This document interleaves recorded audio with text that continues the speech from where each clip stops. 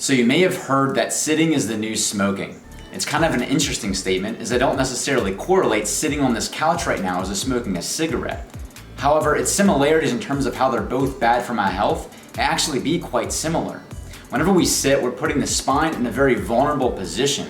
This puts further stress on the spine, rest of our joints in our body, and our musculature, leading to a lot of aches, pains, and dysfunctions later on in life. We're not meant to sit, we're meant to stand and move around as humans.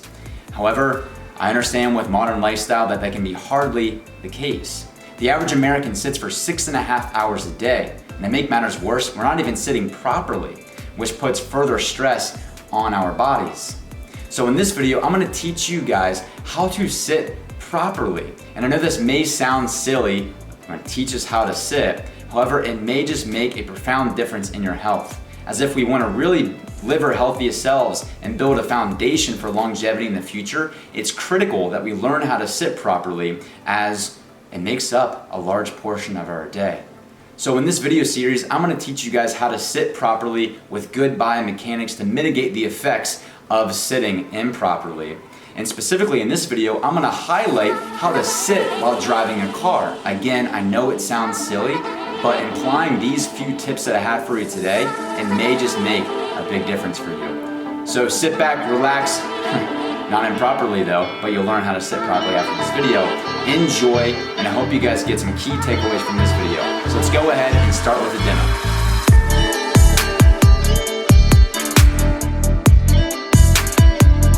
So now we're going to do a live little demonstration here. We're sitting here in my car. Don't worry, the car is not operating. We're sitting here parked in the parking lot. But whenever we're talking about the biomechanics with operating a vehicle, we really need to first focus on how we're sitting. So the first thing I'm going to talk about, and this doesn't just apply to driving, this applies to sitting in general. The vast majority of us, we sit improperly, and that really changes and alters the entire biomechanics of the rest of our body. And that's why they always say sitting is the new smoking. You may have heard that term thrown around. Harvard, Stanford, all these guys started to use it and became like the trendy term. And the reason why is because we sit improperly, and it really does a lot of damage to our body. So how most people sit is they sit more leaning back, and they're actually sitting on their sacrum.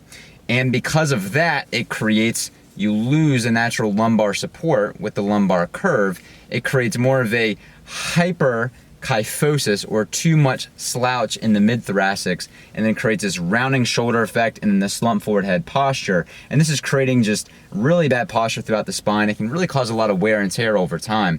And so we want to change that first by changing how we sit. So the proper way to sit is, instead of sitting back on your butt, on your sacrum, is to move more of that weight a little bit forward. Okay, and so what I want you to do, you can partake in this exercise if you like, is I want you to feel the bone that you sit on, right under your butt there. And you'll feel on both sides this little hard little bone. That's called your ischial tuberosity, or just your sit bone. And so you actually want to sit on that bone. And by doing so, you're gonna shift more of that weight forward. And now just by doing so, you can already see how it's creating that natural lumbar support whenever I lean back onto the chair. And thing about that while you're sitting at work or you're sitting in the classroom is to actually sit more on that front part of the bone and notice how that changes your lumbar support. That's a really important fact, okay?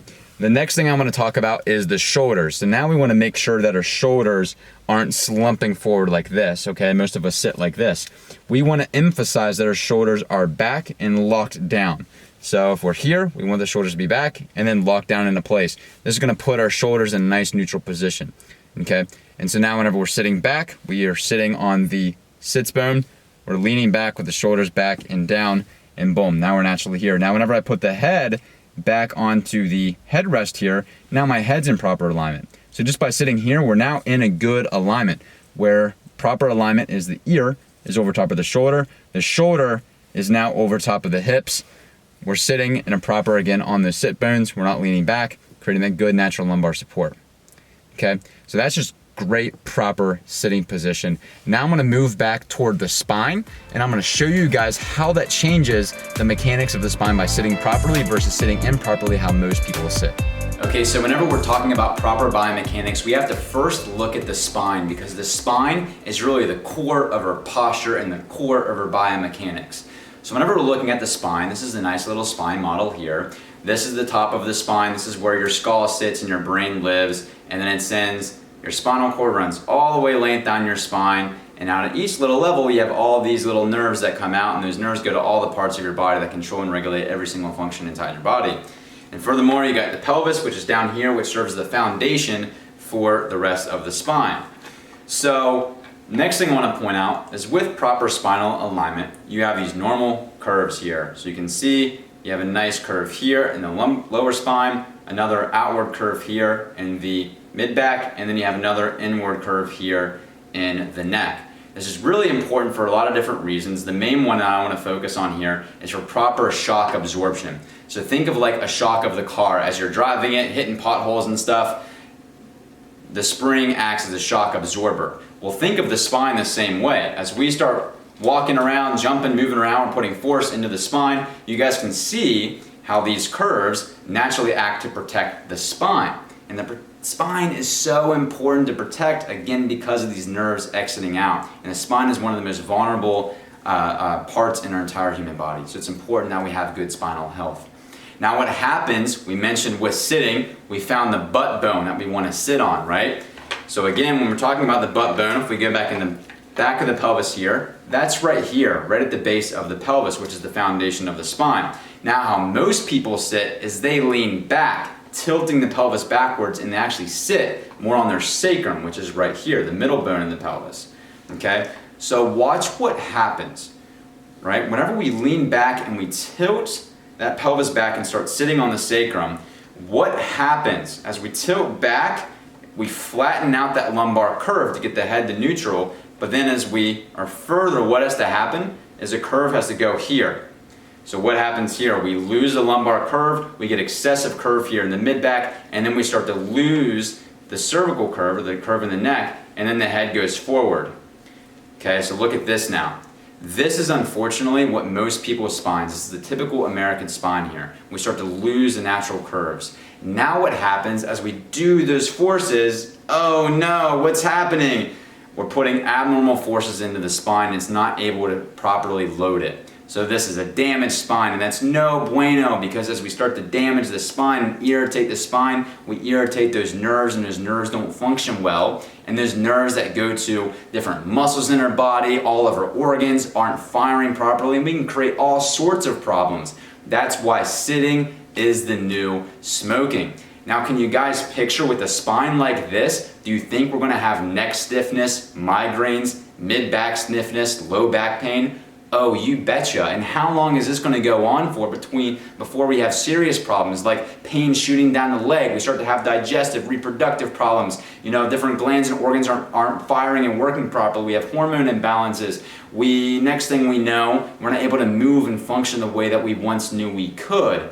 And this is why it happens, because it happens subtly over time through just repetitive behaviors like sitting improperly. But watch this, guys. As we shift the weight back onto that butt bone, we shift the pelvis forward, which is naturally putting our spine back into a neutral position, again, where the head is lining up with the pelvis. Now, for most people, as you start to sit with a proper spinal curve, it feels awkward, it feels weird, and the reason why is because you've likely already lost some of that curvature. So your spine is already not where it needs to be. And so therefore, whenever you try to sit properly, it feels weird because your body hasn't adapted to that new normal level yet. So this is why I'm a huge fan and advocate of chiropractic care. That's why I'm becoming a chiropractor, is to help people get healthier spines. And through proper, specific corrective care, we can actually transform your spine, creating better, more natural curves in the spine, so that we have a proper functioning and proper healthy spine, which is so important for your overall health. So I hope you learned something out of this little demonstration here. Let's go back into the car and I'm going to show you guys another tip. All right, so we're back here at the demo, and I want to make a really quick important point in regards to your legs and how that applies to your circulatory system. Now, this is a really important point here. And whenever we're talking about your circulatory system, you have your heart that's pumping blood through your arteries that go through all the way out through your body, and then you have the veins, which returns all that blood back to your heart to go to your lungs. And so now with your arteries, they have a lot of higher blood flow because they're getting directly penetrated through the heart. However, with your veins, all that blood goes through your arteries, gets into the veins, and then travels back, so the flow is a lot less. Okay, now, however, the body accommodates for this by having these muscles that help contract to send blood back through the force of gravity to the heart. Now, whenever we're talking about the legs, this is the most distal part of our body. And so whenever we're in a seated position, that blood has to travel quite a bit to get back to our heart. Now, whenever we're moving around and things of that nature, it's not that hard because you have those muscles contracting. But without the help of those muscles actively contracting, it's going to be hard for that blood flow to get back and actually cause a lot of circulation problems with our blood flow. So what I always tell people, and this may be hard to hear for those people that like to just one trip it as far as they can possibly go while they're driving, but something to take in consideration here is whenever you're going for a long car drive, every hour to 2 hours, stop and take a quick break, walk around a little bit, get some water, stretch out, get some sunshine, then get back into the car. Now, one other thing you can do in between them is you can do two things. You can start to move the legs around. You know, if you have cruise control on, you can start marching the feet a little bit, contract the calf muscles to start to squeeze those muscles a little bit to help that circulation get back to your heart. Now, this is important not just for people who might already have pre-existing heart conditions. It's especially important for those individuals, but even so for healthy individuals, believe it or not, if it gets bad enough, we're not getting that activation of that those veins that send blood back and actually cause some heart issues over long periods of time, particularly people who might be sitting for long periods of time excessively over a chronic use, which is why sitting is the new smoking, because it causes a lot of other complications. So important note there with the feet. Next thing I want to talk about here is with the steering wheel, particularly what we're doing with our arms and our hands. Look, if you're like me, I get it. You got some good music on and listening to some 50 Cent. What up? I'm kidding. But what are you doing? You're jamming out like this. You got the arm on top of the steering wheel like this. Now, this is really bad for two reasons. My driving instructor would say 2 hands on the wheel, but I'm a biomechanics person, so biomechanically it's not good because what are we doing here whenever we're gripping the top of the steering wheel? Well, we're doing shoulder flexion, but we're also doing internal rotation, and the shoulder is rounding forward. Now, biomechanically, this is not good for the shoulder. It's putting a lot of stress within the joint and on the shoulder labrum, which is the main stabilizer ligament of the shoulder. It's also stretching the rotator cuff muscles in a malposition over a prolonged period of time. It's not good, and it can actually cause a lot of shoulder issues whenever we're in this position for a long period of time. So even though I feel super cool driving like this, listening to my music, I don't do it. Why? Because I know it's not good for my biomechanics and overall health. So a better position to do, better would be 2 hands on the wheel on the side, but you can still see, even with this, I'm getting this rounding effect of the shoulders. So what I like to do, especially for driving long periods of time, is I like to go underhand. Now, I don't know if a driving instructor would approve of this or not. I don't know, but this is what I'm telling you as a biomechanics instructor, is grip underneath the steering wheel like so, because now the shoulders are in that back and locked position. Hands are underneath the steering wheel, still have full control of the car. And this is a great position here. Now I can sit with good posture just like this. There's no rounding of the shoulders here.